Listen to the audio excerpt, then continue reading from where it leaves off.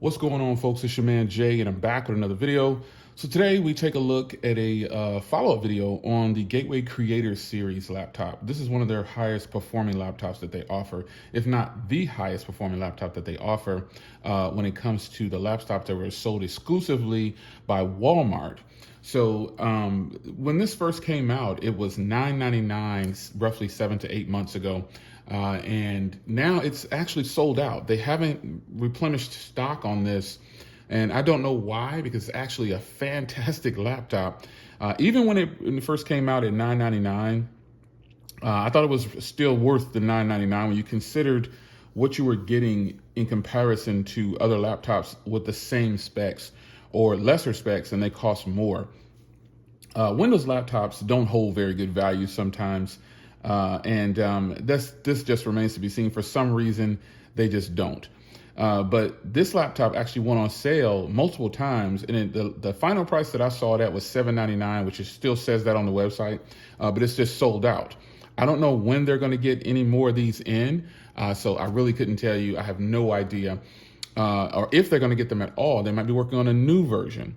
So this laptop has the 10th gen Core i5 clocked at 2.5 gigahertz. As you can see here, there's different modes and things you can put this in, but this is just the system monitor that I wanted to show you here that's within the laptop. The laptop has tons of different things that you can look at in here to monitor the system. So I use this for creation. I use this for content creation. Depending on where I am in the house, I keep a laptop pretty much in every room of the house, almost every room of the house. I have a lot of laptops, but only two of them are very powerful enough to handle the editing that I want to do. Or I would say only this one and my Asus handled what I want to do in a speedy enough time that I can get it done. So this has the Core i5 10th gen, 8 gigs of RAM, 256 gigs of storage, and it is a 15.6 inch Full HD display.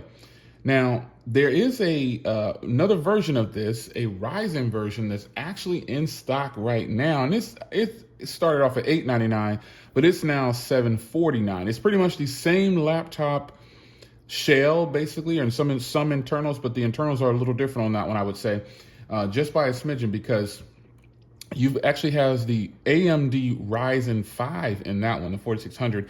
And then the NVIDIA chip that's in that one is the 1650 GTX.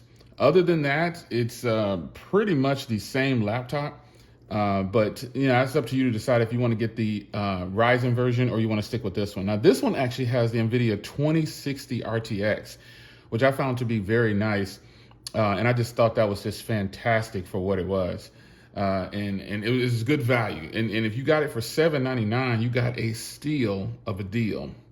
So this is the control center right here, and we'll talk about keyboard and things like that. Now, you can actually really make this computer do what you want it to do. You can turn the fan up really high if you want to, and I don't know how well that comes across on video,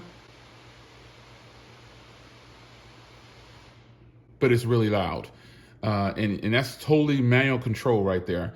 So you can boost the power up by turning on the turbo mode, and you're going to get all the performance out of this thing. I've actually done this before, but I pretty much keep it when I'm editing here because I don't want to hear the fans kick on. The fans are pretty loud, and they very seldom turn on when I'm editing something and pushing the graphics card really hard. Haven't really experienced too high of a fan noise, but you can actually put it on a more comfortable mode where it's not pulling a lot of power, and you still can control the fan over here. I like that they give you an option to control the fan in here, but I keep it kind of in the center just to get as much performance as I can out of the laptop without it burning out too hard. Now, there is a lighting section here where you can actually control the keyboard lighting.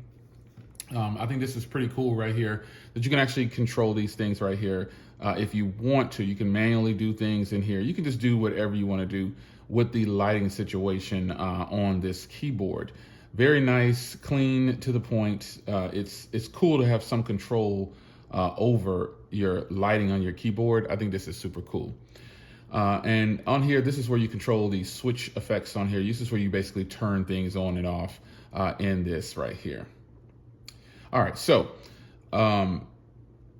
let's talk about the keyboard itself. Now, the keyboard itself, travel and feedback on this thing is actually really good. I actually like this keyboard better than my Asus laptop that I have, because this one has the number keypad exactly where I want it. It has kind of shifted to the side. With the Asus keyboard, it's kind of crammed over into the keyboard a little bit. So passcodes and things that I want to use, my muscle memory have to kick in order to use it on that particular laptop. And with this laptop, the travel and feedback is really good on here. It's just really, really nice. The keyboard on here, the buttons are soft to the touch. They feel good. And it's just an all around great feeling keyboard. I think it's really, really nice. Now the processing power on here, I used Power Director probably for everything, man. I mean, and I just like the way Power Director is. Now, that's the difference between this and the Power Director or the Asus when it comes to editing. This edits in about double the time of the Asus, because the Asus has the new 11th gen Core i7 with 16 gigs of RAM. Now, this is good. Now, I'm talking about editing something that I pushed out a project that was a minute long on this one, and on the Asus, it was like 28 seconds or 30 seconds. So that's what I'm talking about. It depends on what you're editing. That was a 4K clip that I tested with it, and this did well for what it is. It did well. Because you won't know about, obviously you know there's going to be computers that are faster than your computer that you're actually working with, because you're not out testing all the computers in the world. You're not testing them. So that's something to just take note of. The 10th gen Core i5 is really good, but if this had 16 gigs of RAM, I think it would probably do a little bit better. But at the same time, I haven't had any crashes or anything like that, none whatsoever. Now this does have the Thx Sound. As you can see, I have mine set here to the custom.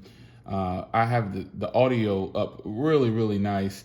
And it's just really nice. I keep it on stereo because I want the stereo sound from the laptop. And I just think that's important, that this one has really great speakers. Another thing about this laptop is that the trackpad is nice and spacious. I think you won't have any problem with like navigating the laptop, because this is a very large surface at the bottom here. And I just think that whoever's using this, I have big hands, so consider that. This will probably be big to some people. But to me, it's actually pretty good because I can get right in and get what I need done. And normally when I'm navigating the laptop, even these big hands, this is a very nice big trackpad to navigate the system.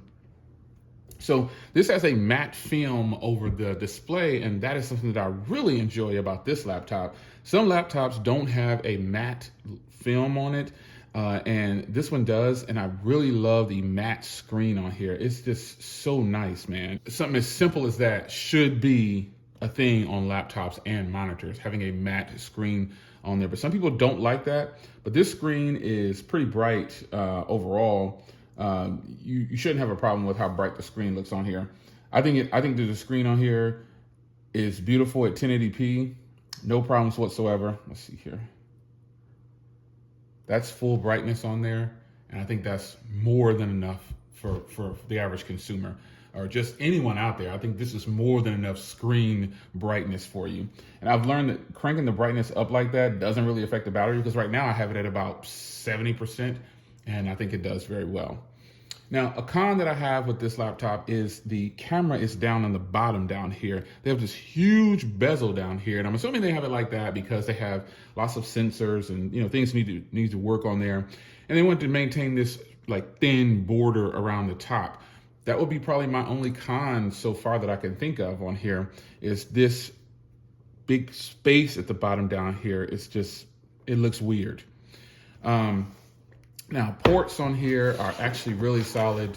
You shouldn't have any problem with ports. You got your Ethernet right there, your Kingston lock. You got a USB over here, a mic, and a headphone jack, which I think is really cool. But then when you flip it to the back here, this is where it gets really, really cool. You got a full-size HDMI and then 2 Thunderbolt ports, and then a Type-C, and your power goes back there. And I think that's important.